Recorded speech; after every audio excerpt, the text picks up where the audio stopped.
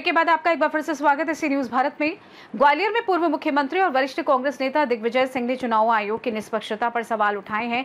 उन्होंने कहा है कि चुनाव आयोग अपने दायित्वों को निष्पक्ष रूप से नहीं निभा रहा है, जिससे आगामी बिहार विधानसभा चुनाव समेत अन्य राज्यों के चुनाव भी संदेह के घेरे में हैं। दिग्विजय सिंह ने राहुल गांधी द्वारा बेंगलुरु की महादेवपुरा विधानसभा सीट पर 1 लाख से अधिक फर्जी मतदाताओं का घोटाला उजागर करने का जिक्र करते हुए कहा कि इससे चुनाव आयोग की भूमिका संदिग्ध हो गई है। उन्होंने बिहार में हुए स्पेशल इंटेंसिव रिवीजन पर भी सवाल उठाए, जिसमें 65 लाख मतदाताओं को मतदाता सूची से हटाए जाने को संदेह के दायरे में रखा गया है। उनका कहना है कि चुनाव आयोग को अपनी विश्वसनीयता बनाए रखनी होगी, जबकि भाजपा को भी इस मामले में सफाई देनी चाहिए। मध्य प्रदेश के 2018 विधानसभा चुनाव के दौरान 50 लाख फर्जी मतदाताओं की पहचान का उदाहरण देते हुए दिग्विजय सिंह ने कहा कि स्वतंत्र और निष्पक्ष चुनाव के प्रति जनता का भरोसा चुनाव आयोग को फिर से जीतना होगा। भोपाल में केंद्रीय मंत्री ज्योतिरादित्य सिंधिया के साथ मंच साझा करने के सवाल पर उन्होंने कहा कि भले ही सिंधिया कांग्रेस छोड़कर भाजपा में चले गए हैं, परंतु वे उनके पुत्र जैसे ही हैं। उन्होंने ये भी स्पष्ट किया कि ग्वालियर में मंच साझा करने की बात की गई थी, न कि निजी कार्यक्रमों में। पहलगाम में हुई आतंकी घटना पर उन्होंने केंद्र सरकार के रवैये पर हैरानी जताई। कहा कि मुंबई की आतंकी घटना के बाद तत्कालीन मुख्यमंत्री और गृह मंत्री ने इस्तीफा दिया था, लेकिन पहलगाम की घटना के बाद किसी ने जिम्मेदारी नहीं ली। उन्होंने बताया कि इतनी संवेदनशील जगह पर न तो पुलिस थी और न ही अर्धसैनिक बल, जिससे आतंकियों को बड़ी घटना को अंजाम देना आसान हो गया। बनाते जा रहे हैं भारत में, कहीं ना कहीं लगता है विदेश नीति फैल रही। फिर अब मोदी जी कह रहे हैं कि हम तो उनके साथ नहीं जाएंगे। अब आप समझिए कि पुलवामा की घटना के बाद जो ऑपरेशन सिंदूर हुआ, कौन से देश ने भारत का साथ दिया? केवल अफगानिस्तान के लश्कर तोयबा सरकार।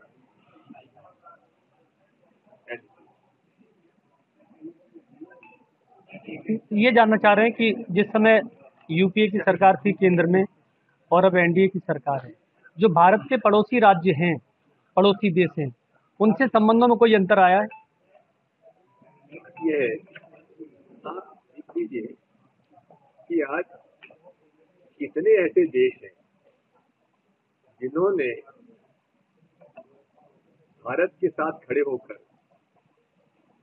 उस देश का विरोध किया हो जो आज आतंकवाद का पोषक बना हुआ है।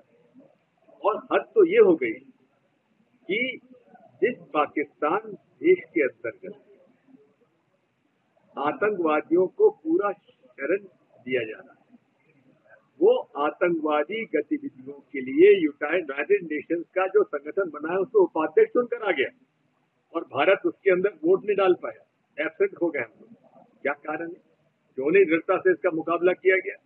आज हमारे जो पड़ोस के राज्य हैं उनका भी हालत देख लीजिए, वो भी हमारे पक्ष में नहीं खड़े। ये न केवल असफलता हमारे विदेश नीति की है, लेकिन सबसे बड़ी असफलता है हमारे होम मिनिस्ट्री, हमारे इंटरनल सिक्योरिटी।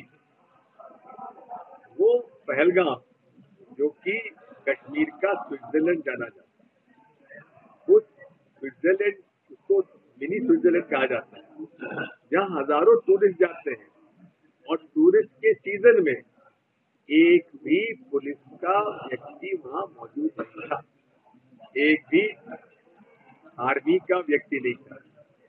खुलेआम 4 लोग आए, हर व्यक्ति का धर्म का पता लगा के उसकी हत्या की, लेकिन 40 मिनट तक कोई पुलिस का कर्मचारी, अधिकारी, इंडियन आर्मी का कोई सिपाही, पैरामिलिट्री फोर्सेस का सिपाही 40 मिनट तक वहां नहीं आया और आराम से वो आतंकवादी वहां से निकल के चले गए। हमारी इंटरनल जो एजेंसीज है, हमारी इंटेलिजेंस ब्यूरो क्या कर रही थी, हमारे रॉ क्या कर रहा था?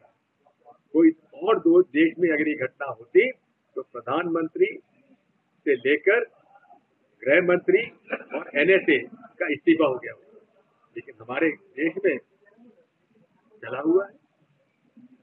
जब मुंबई की घटना हुई थी उस समय प्रधानमंत्री जी ने गृह मंत्री जी से इस्तीफा ले लिया, मुख्यमंत्री से इस्तीफा ले लिया। कोई जिम्मेदारी तय तो हो।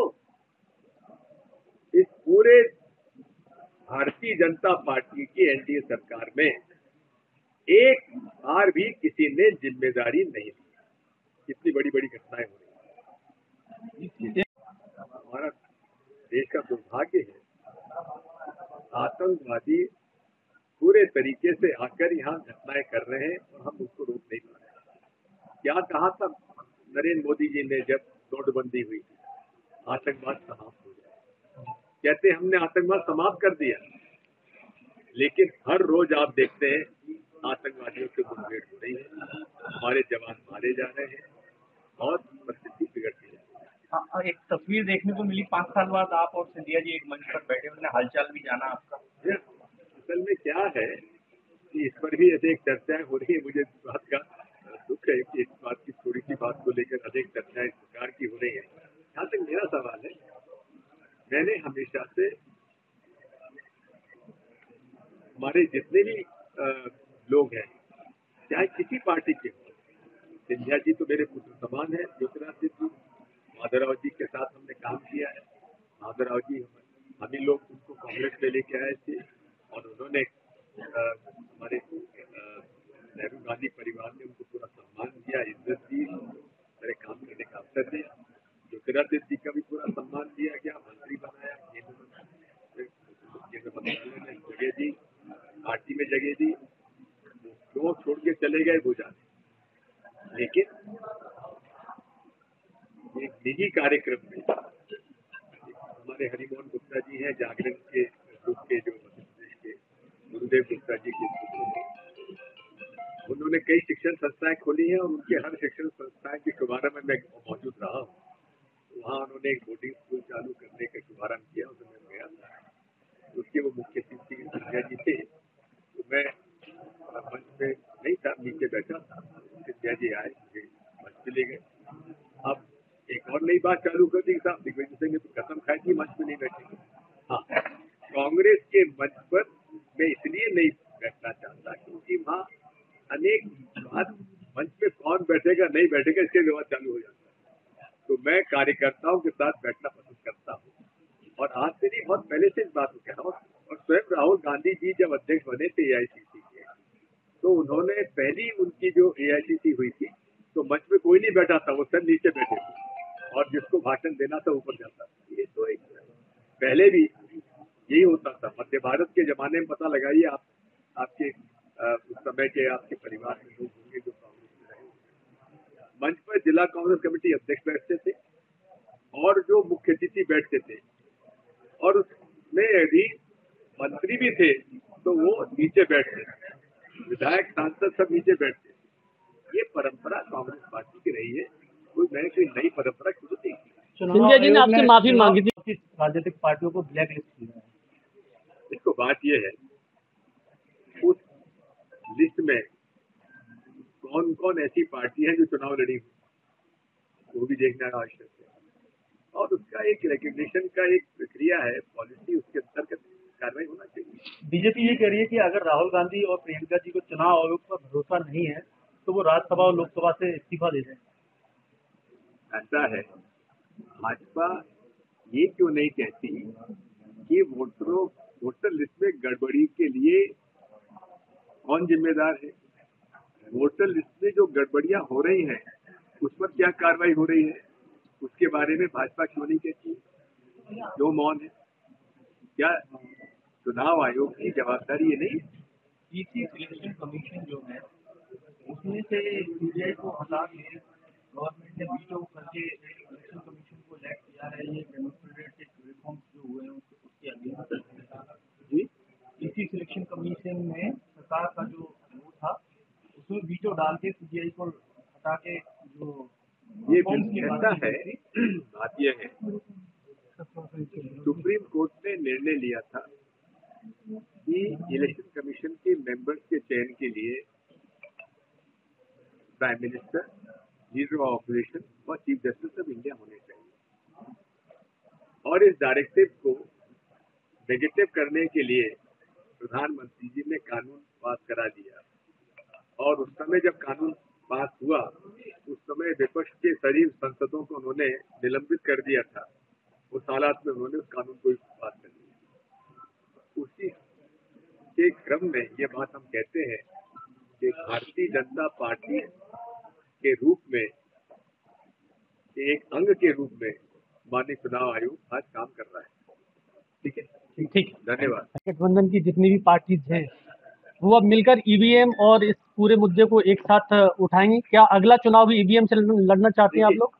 अभी हम लोग वोटर लिस्ट पर ध्यान दे रहे हैं। हमें सबसे पहले तो वोटर लिस्ट वो चाहिए जो डिजिटल फॉर्म में हो, इलेक्ट्रॉनिक फॉर्म में हो, कैरेक्टर रिकग्निशन जिससे हो सके, और हमें हर वोटर लिस्ट को उसको स्कैन करने के लिए, उसकी जानकारी देने के लिए हम आसानी से पूरे देश के पार्लियामेंट के असेंबली सेगमेंट के हर पोलिंग बूथ का हम लोग उसका सर्वे कर सके, जो मुश्किल से आसानी से पूरे देश का 1 महीने के अंदर किया जा सकता है। आज एक विधानसभा के लिए 7 फुट लंबे गड्ढा तैयार हुआ था 6 महीने में, तब जाकर ये इंफॉर्मेशन हम लोग कलेक्ट कर पाए।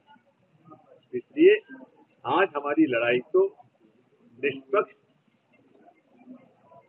तरीके से चुनाव आयोग कार्य करे उसकी लड़ाई है, और जो फॉर्मेट है वोटर लिस्ट का वो डिजिटल फॉर्मेट हो ताकि हम उसको एक्सेस कर सके, और उसमें प्राइवेसी का वो ध्यान रखते हुए चुनाव आयोग इस बात को ध्यान रखे कि उसके अंदर जाकर कोई आउटसाइड इंटरफेरेंस न हो, पूरा प्रयास करना चाहिए। जिस तरह देखते हैं पूरे प्रदेश में बोलेंगे। ये हमारे बादल शुक्ला जी से आप प्रेस कॉन्फ्रेंस करिएगा, इनसे इंटरव्यू लीजिए, पूरा बताएंगे किस प्रकार से मोहब्बत की दुकान का संदेश पूरे प्रदेश में ही नहीं पूरे देश भर में फैलाए, क्योंकि पहली मोहब्बत की दुकान हमारे ग्वालियर में खुल रही है। अभी बिहार को लेकर क्या कहना है?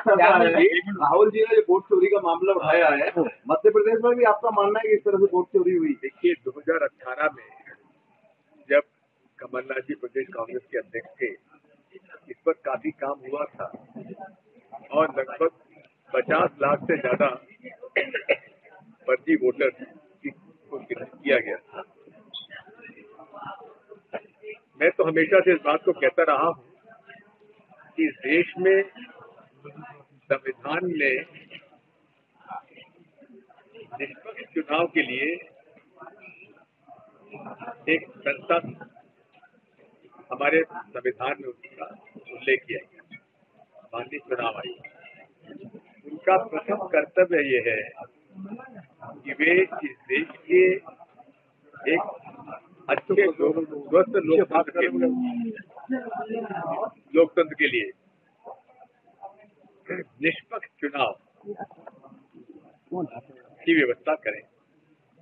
लेकिन आप देख रहे हैं पिछले कई सालों से, पिछले कुछ सालों से, विशेषकर इस दशक में किस प्रकार से चुनाव आयोग एक पक्षी कार्रवाई करता है। अगर चुनाव के समय कोई धर्म के आधार पर कोई भाषण देता है, दूसरी पार्टी का कोई देगा तो उसको नोटिस मिलेगा, लेकिन नरेंद्र मोदी जी अगर भाषण देंगे तो उनको नोटिस नहीं मिलेगा। कर्नाटक के चुनाव में तो उन्होंने यही जहां तक कह दिया था कि भाई बजरंगबली का नाम लेकर भारतीय जनता पार्टी के पर वोट दीजिए, ये कहां तक नहीं कहा था। कभी भी इस देश के किसी भी राजनेता ने देश के शहीदों के नाम पर वोट नहीं मांगा। अब पुलवामा की घटना पर भी प्रधानमंत्री जी ने कहा कि उन शहीदों के नाम पर वोट भाजपा को वे कीजिए। अरे भाई, उसके शहादत के लिए तो आप खुद जिम्मेदार हैं। यही अगर जो सीआरपीएफ के डीजीपी साहब ने हवाई जहाज मांगा था, अगर उन्हें दे दिया जाता तो ये दुर्घटना नहीं होती। और सत्यपाल मलिक स्वर्गीय आज हमारे वो बीच में नहीं है, उस समय उपराज्यपाल थे जम्मू कश्मीर के। उन्होंने तो स्वस्थ साफ आरोप लगाया है कि इसमें पूरा का पूरा की जवाबदारी और जिम्मेदारी जो है तत्कालीन गृह मंत्री और हमारे प्रधानमंत्री जी की। कहने का मेरा मतलब यह है, उसके नाम पर वोट मांगे, लेकिन चुनाव आयोग ने उन पर कोई कार्रवाई नहीं की। अरे कांग्रेस पार्टी, ये मैं स्वयं इसमें बता रहा हूँ, मैंने स्वयं ने लोगों के दस्तखत करा के हमने हमारे कुछ बिंदु थे चुनाव आयोग के सामने, चुनाव के निष्पक्ष चुनाव कराने के लिए, उसमें हम देखते हैं कि हमको समय तक नहीं दिया चुनाव आयोग ने।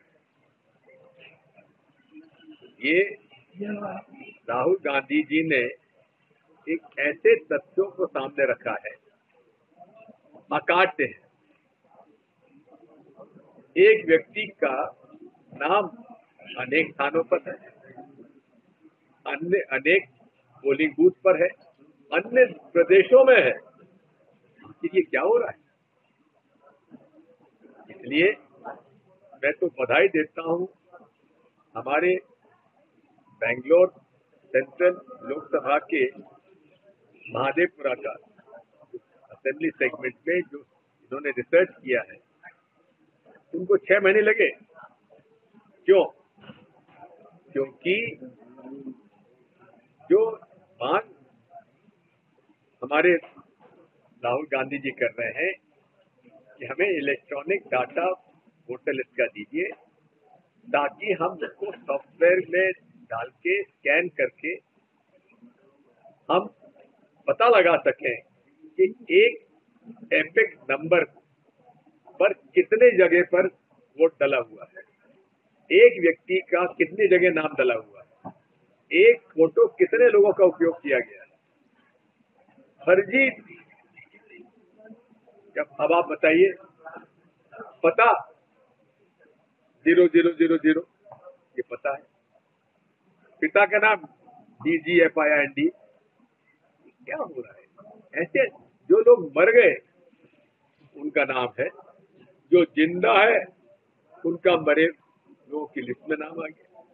अब बिहार में जो स्पेशल इंटेंसिव जो SIR हो रही है, वो क्या कारण है कि 2003 में इसकी गहन परीक्षण हुआ था, वो 2 साल लगे थे बिहार, इस बार 1 महीने में करना चाहते हैं। आप कुछ मत करिए, अजीत अंजुम जी के आप अकाउंट पे जाके देख लीजिए कितने प्रमाण हैं। एक कमरे में सारे BLO फर्जी कर और भर रहे हैं। और आज हालत ये हो गई है कि इलेक्शन कमीशन ने कह दिया कि इतने लोग मर गए। अरे कौन मर गए उसकी सूची तो दे दो, नहीं देंगे। ये सारी बातें हैं जिसकी वजह से राहुल गांधी जी के साथ पूरे इंडिया अलायंस पार्टनर इकट्ठे हैं, और कल पूरे सांसद लोग जो सभी दल के हैं, भाजपा को छोड़ के NDA के पार्टी को छोड़कर, हम लोग चुनाव आयोग संसद से लेकर चुनाव आयोग के दफ्तर तक हम लोग मार्च करेंगे। ग्वालियर से सी न्यूज संवाददाता शिवम की रिपोर्ट। फिलहाल के लिए इस खास रिपोर्ट में बस इतना ही। देश दुनिया की तमाम बड़ी खबरों को जानने के लिए जुड़े रहें सी न्यूज भारत के साथ। हर खबर आपके साथ, आपके हाथ।